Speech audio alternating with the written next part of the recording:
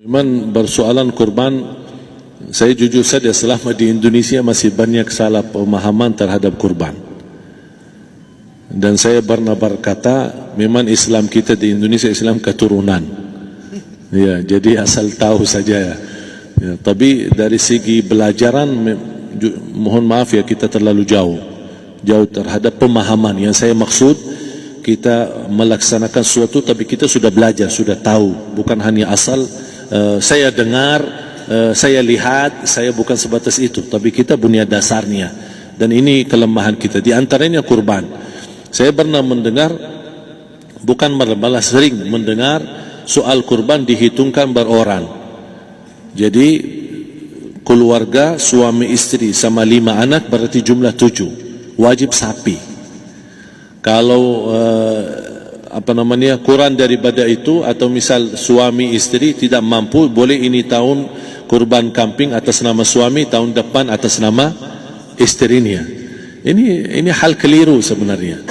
Yang dihitungkan soal kurban beda sama akikah dan beda sama zakat fitrah.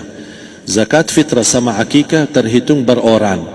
Akikah laki-laki 2 kambing, perempuan 1. Kalau tidak mampu boleh. Kalau ada kembar, laki sama perempuan berarti 3 kambing. Tapi kalau tidak mampu boleh 1 kambing, tidak masalah. Dan tidak ada istilah sekarang saya kurban tapi nanti sisanya seolah-olah ada hutang sama Allah. Sesuai kemampuan kita. Di antaranya kurban. Kurban hitungannya berkeluarga, bukan berorang. Buktinya Rasulullah SAW dan juga cerita Nabi Ibrahim. Ketika Nabi Ibrahim mau sembelih Nabi Ismail, Allah turunkan apa? Mengganti sembelihan Nabi Ismail dengan ekor kambing dari surga. Berapa ekor kambing? 1. Padahal Nabi Ibrahim punya istri 2 dan anak. Ada istri Siti Hajar dan Sarah. Kemudian anaknya Ismail dan Ishak. Berarti semuanya berapa? 5. Kenapa Allah tidak turunkan 5 ekor kambing? Karena hitungannya memang 1 keluarga. Yang kedua, Rasul sendiri sembelih 2 kambing. Pertama, Bismillah atas nama Muhammad dan keluarga Nabi Muhammad. Padahal kita tahu keluarga Nabi Muhammad SAW termasuk keluarga besar. 11 istri, belum lagi anaknya, laki-laki sama perempuan. Ada yang hidup maupun sudah mati. Sudah termasuk semua. Yang hidup maupun mati. Yang kedua, Rasul sembelih sembelihan yang kedua atas namaku dan umatku. Umatnya berapa miliar? Cuma 1 ekor kambing. Kenapa Rasulullah SAW berkurban atas nama dirinya dan umatnya? Saya mengambil salah satu di sini tanda sayangnya Rasul kepada umatnya. Jadi saya selalu berkata, orang miskin yang tidak mampu berkurban seharusnya bangga di hari kurban, karena Rasul sudah kurbankan duluan atas nama dia. Jadi terima kasih ya Rasulullah, ingatkan kita. Yang kita tidak mampu, Rasul sudah. Bahkan kalau Rasul sudah kurban atas nama umatnya yang tidak mampu, berarti sudah terkabul. Kita aja belum tahu kabul atau tidak kalau kita berkurban. Tapi kalau Rasul sudah terjamin makbul. Oleh sebab itu, hitungan kurban itu adalah 1 keluarga.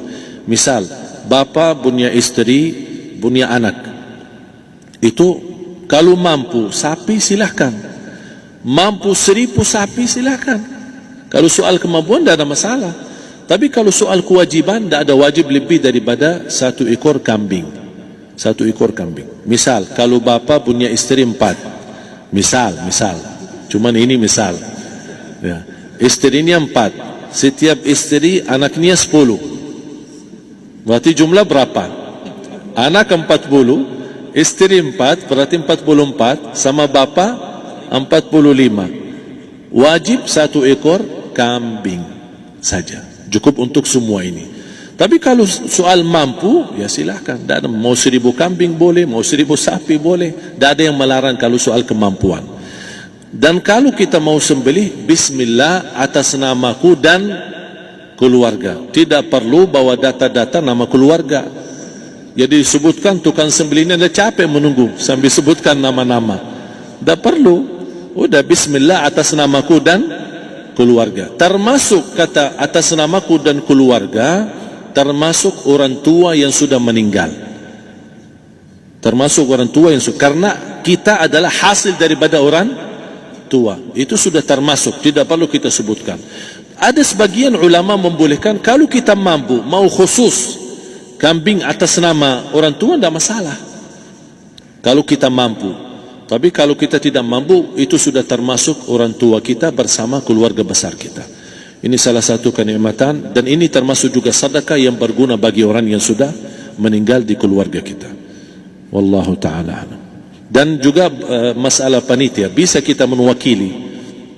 Kalau kita tidak mengerti sembelihannya dan tidak mengerti cara bagiannya.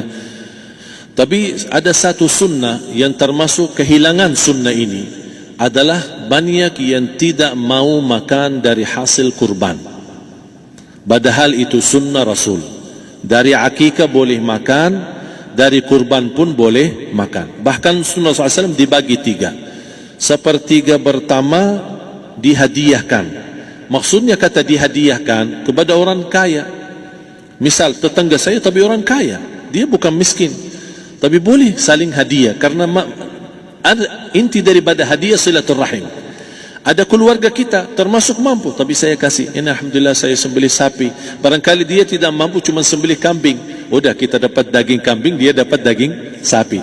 Tapi dengan niat hadiah, bukan sedekah. Karena dia bukan orang miskin yang menerima sedekah.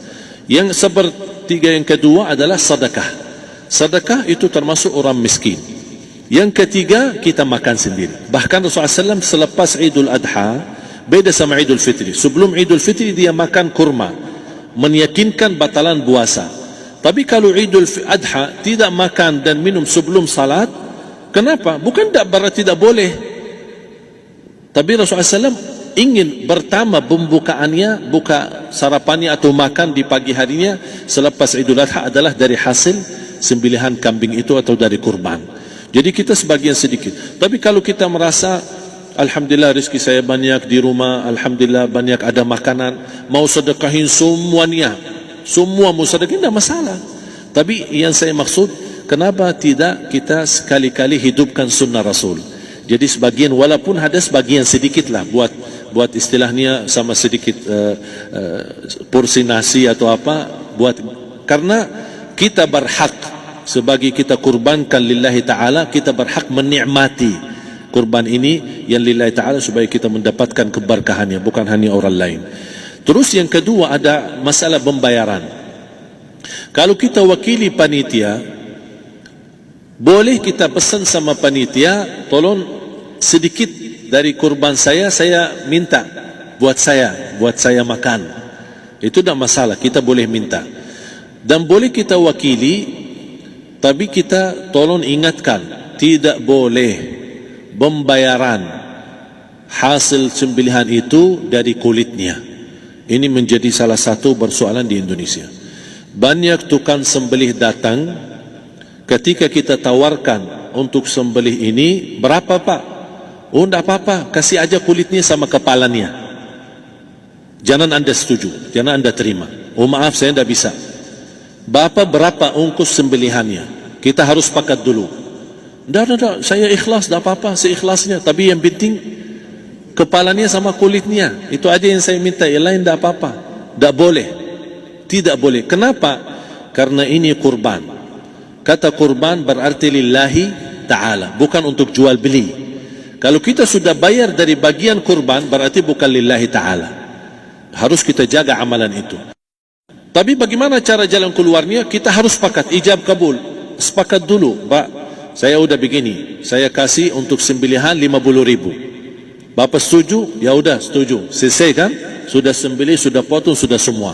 Lepas ini semua kita kasih ongkos 50.000 ongkos sembelihannya. Habis itu, Pak, kulitnya sama kepala hadiah buat Bapak. Itu dah apa-apa, dah masalah. Tapi bukan untuk bayar sembelihan. Faham maksud saya?